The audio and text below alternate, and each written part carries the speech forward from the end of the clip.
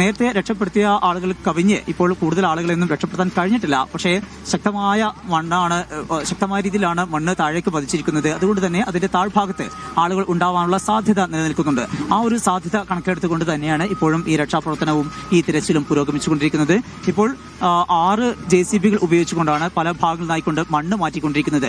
ഈ റോഡ്, അതായത് ഈ മീനാക്ഷി പാലത്തിന്റെ മുകൾ ഭാഗത്തേക്കാണ് ഒരാളുടെ പൊക്കത്തിൽ മണ്ണ് എത്തിയിരിക്കുന്നത്. അതുകൊണ്ട് തന്നെ ആ ഭാഗത്ത് ആ മണ്ണൊക്കെ തന്നെ നീക്കം ചെയ്താൽ മാത്രമാണ് വളരെ സുഗമമായിക്കൊണ്ട് അവിടുത്തെ തിരച്ചിലും മറ്റു കാര്യങ്ങൾക്കൊക്കെ വളരെ വേഗത്തിൽ കാര്യമായിട്ട് മുന്നോട്ട് പോകാൻ കഴിയുക. അതോടൊപ്പം ഏറ്റവും പ്രധാനപ്പെട്ട ഒരു കാര്യം, ഇപ്പോൾ ഡോഗ് സ്ക്വാഡിനെ കൂടെ എത്തിച്ചിട്ടുണ്ട് എന്നുള്ളതാണ് ഏറ്റവും പ്രധാനപ്പെട്ട കാര്യം. ഡോഗ് സ്ക്വാഡിനെ കൊണ്ടുവന്നിട്ടുണ്ട്.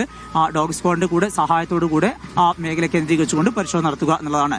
ആരെങ്കിലും ശരീരഭാഗങ്ങളോ അല്ലെങ്കിൽ ആളുകളെയോ ഒക്കെ ഉണ്ട് എങ്കിൽ അത് വളരെ വേഗത്തിൽ തിരിച്ചറിയാൻ കഴിയുന്ന വിധത്തിൽ ഉള്ള പരിശോധനയാണ് ഡോഗ് സ്ക്വാഡിന്റെ കൂടെ സഹായത്തോടു കൂടെ നടത്തുന്നത്. അങ്ങനെ ഇത് ഒരു വലിയ മേഖലയാണ് എന്നുള്ളത് കൊണ്ട് വളരെ പെട്ടെന്ന് ആ തിരച്ചിൽ പൂർത്തീകരിക്കാൻ കഴിയില്ല. വളരെ ശ്രമകരമായ ഒരു ദൗത്യമാണ്. ഏറെ സമയം വേണ്ടിവരും.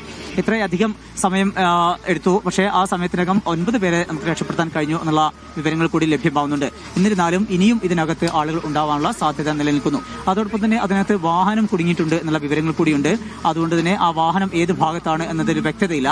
അതുകൊണ്ട് ആ ഭാഗങ്ങളിലേക്ക് കൂടി JCB ഉപയോഗിച്ചുകൊണ്ട് മണ്ണ് മാറ്റുക, അങ്ങനെ ആ മണ്ണ് മാറ്റുന്നതിനോട് അതിൽ കണ്ടെത്താൻ കഴിയും എന്നുള്ള ഒരു വിശ്വാസമാണ് ഉള്ളത്. ഏതായാലും ഇപ്പോൾ വളരെ ദ്രുതഗതിയിലുള്ള രക്ഷാപ്രവർത്തനം പുരോഗമിക്കുന്നുണ്ട്.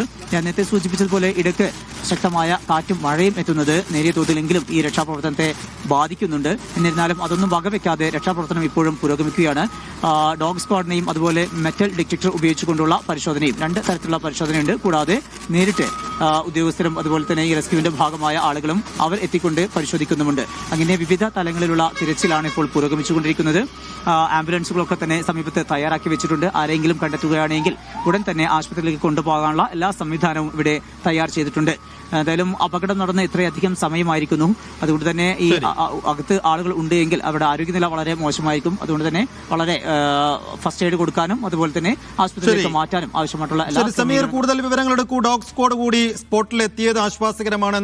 മണ്ണിനടിയിൽ ഏത് ഭാഗത്താണ് മനുഷ്യർ കുടുങ്ങിക്കിടക്കുന്നുള്ളത് എന്ന കാര്യത്തിൽ വേഗം ട്രേസ് ഔട്ട് ചെയ്യാൻ ഡോഗ് സ്ക്വാഡും കൂടി എത്തുന്നതോടുകൂടി ഉപകാരപ്രദമാകുമെന്ന പ്രതീക്ഷയാണുള്ളത്.